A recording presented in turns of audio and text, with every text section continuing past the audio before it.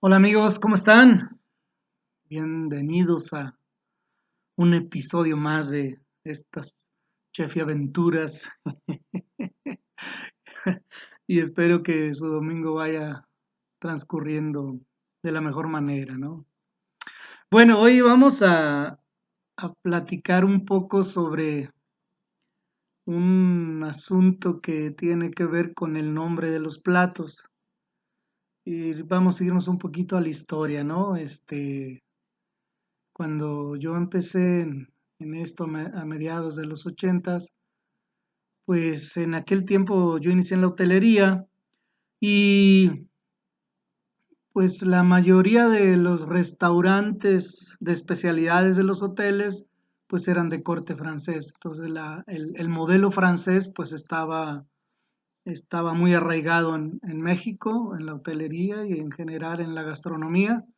Todavía no ocurrían muchos cambios. Entonces, pues los menús eran de corte francés, el nombre de los restaurantes, pues eran haciendo alusión a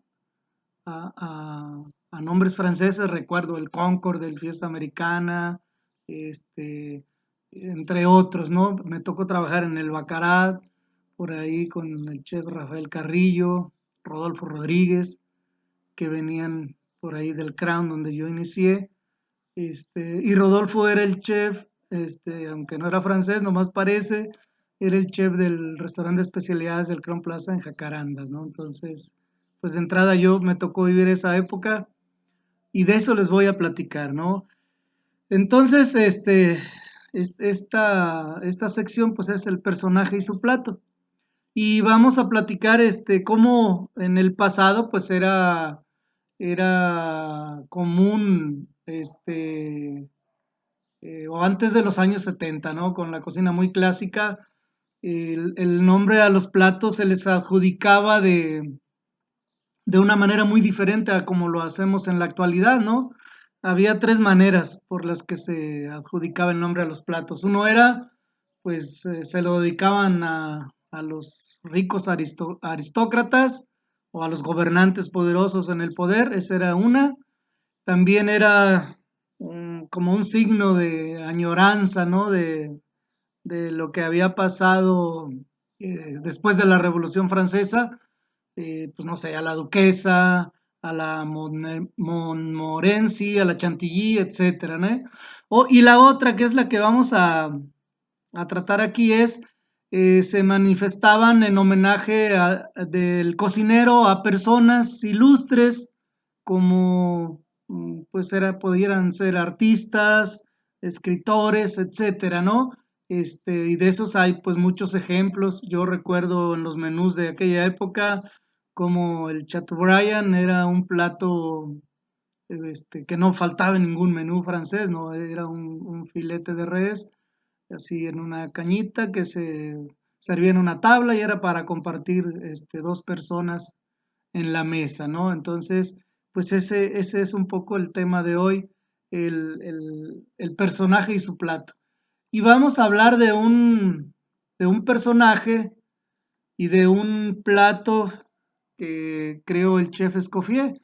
Entonces, el personaje es pues Nelly Melba, y a la cual el chef le dedicó los Peach Melba, un postre muy, pues se puede decir sencillo, ¿no? Muy clásico, y que platicaremos un poco de esto. Esta mujer era una cantante de ópera, cantante actriz, yo creo que eso sería lo más correcto porque pues los que cantan actúan, hacen su mímica y todo eso, ¿no?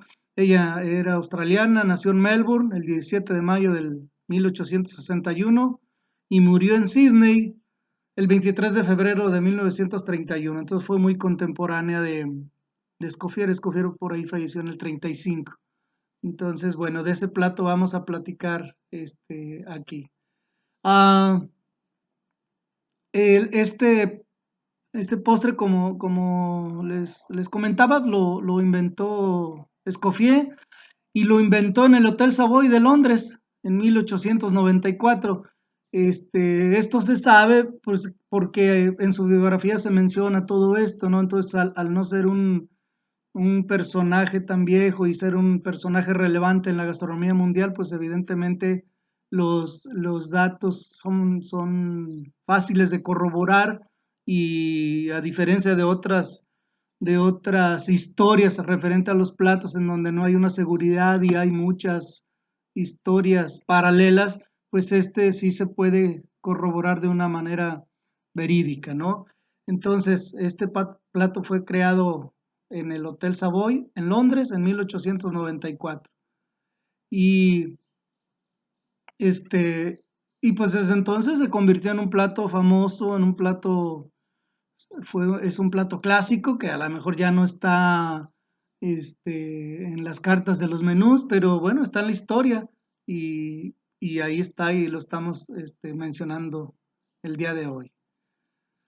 ¿Cuáles eran los ingredientes de origen de este postre? Pues eran melocotones naturales, sin piel, cocinados en un almíbar, helado de vainilla y puré de frambuesas, dulzón, ¿verdad? Azucarado. Es básicamente esa era los componentes elementales.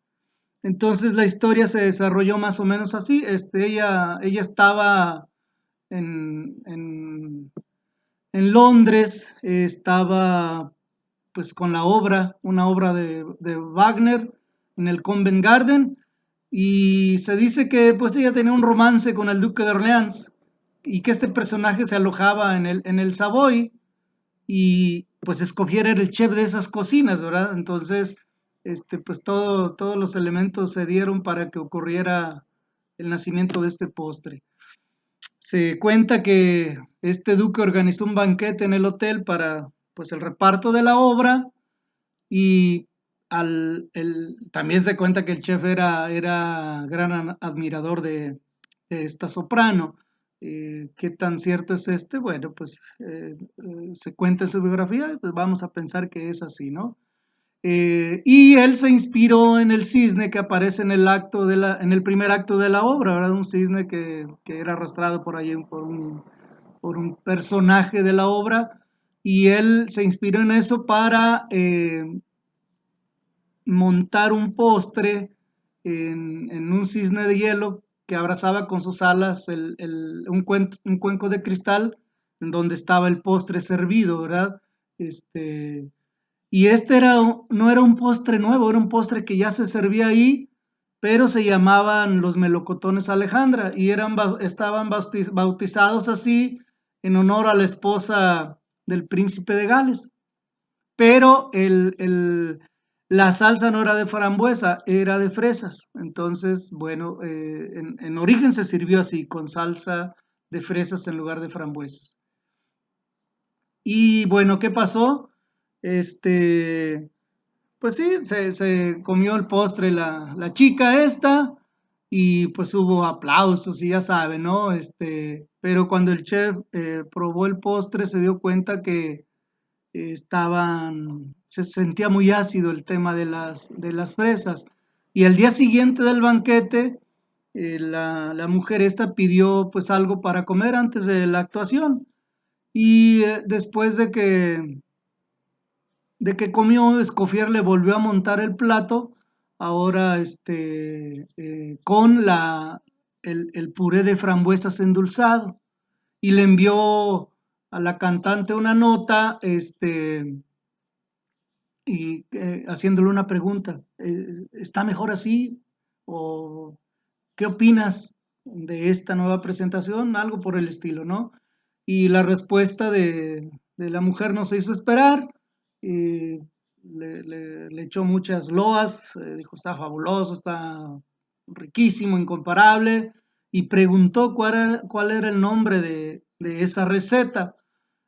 Y al día siguiente, a la hora de comer, el chef se dirigió a la mesa donde se encontraba la mujer y le susurró el nombre del postre que ha pasado a la historia de la gastronomía, Peach Melba. Y pues así es más o menos esta esta historia, este postre triunfó de inmediato en los restaurantes, pues estaba en las cartas de muchos, pues fue copiado como pasa con muchos postres clásicos, ¿no? Pero 25 años después, Escoffier se lamentaba del éxito de este postre, eh, que fue muy rápido y decisivo, y él decía algo al respecto de esto, ¿no? Decía, ha pasado un cuarto de siglo desde la aparición de este postre, ahora famoso en muchas partes del mundo, pero frecuentemente me lamento que la verdadera receta se altere con demasiada frecuencia. Y eso es realidad, eso pasa con muchas recetas de este tipo, ¿no? Se empezaron a usar este, duraznos en almíbar y cosas de ese tipo, ¿no? Entonces, él decía y defendía su receta, dice, el peach melba consiste en melocotones maduros, helado de vainilla y puré de frambuesas dulce. Cualquier desviación de esta regla perjudica la delicadeza de este postre, mencionaba Escoffier. Y bueno, eso es básicamente el asunto, pero la historia de este peach melba no termina ahí. En el 2011, el Bully cerró sus puertas y realizó una cena a la cual denominaron el último vals. Y en el menú de la última cena del Bully apareció de nuevo el Peach Melba y fue el último plato, pues para el último vals. Entonces aquí pues la historia es interesante. Este restaurante pues lógicamente realizó su versión este, en el último plato y en esta última cena, ¿no? Es pues todo un proceso creativo que ellos realizaron desde el 2010, preparándose para esta fecha. Entonces fue un trabajo creativo pues con todo el equipo y lo hicieron.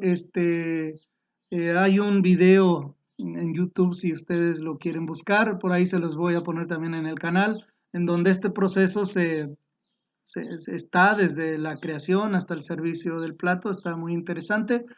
Y ellos realizaron pues una versión en la cual, pues como era su estilo de creatividad y capacidad, pues hicieron pues unas nueve preparaciones para este plato, ¿no? Para honrar este plato y presentar su versión. Entonces ellos hicieron cucuruchos de caramelos de frambuesa, shots de melocotón, aceite de almendras amargo, crema inglesa montada, una infusión de hojas del melocotonero con frambuesa y vaina de vainilla, y eso se servía en una tacita, los huesos de melocotón miméticos, es una técnica que ellos utilizaban, liofilizado, un liofilizado con espumas de almendra y aceite de almendra amarga, los huesos de melocotón también miméticos, con puré de melocotón congelado como un tipo sorbet y otro de leche de almendra tostadas, hicieron un mochi de vainilla al kirsch. Este es un esférico ovalado con polvo de frambuesa liofilizado por encima y en líneas. Un fondue de crema inglesa montada, y melocotones cru en almíbar. Chips de vainilla, melocotón lío, frambuesa fresca, frambuesa liofilizada. Y todo esto era servido en una bandeja de hielo. Entonces es un espectáculo, la verdad, vale la pena ver ese video y darnos cuenta de la capacidad que tenían estos personajes para recrear cualquier plato. Bueno, amigos, este es el tema de hoy. El personaje y su plato es historia, básicamente. A muchos les puede parecer interesante, a muchos otros no, pero bueno, es parte del show. Aquí lo dejamos por el día de hoy. Por ahí suscríbanse al canal, vean, hay poquitos videos, pero ahí iremos subiendo de a poco. Les mando un saludo, pásenla muy bien y que su vida continúe con normalidad a pesar de todo esto. Un abrazo.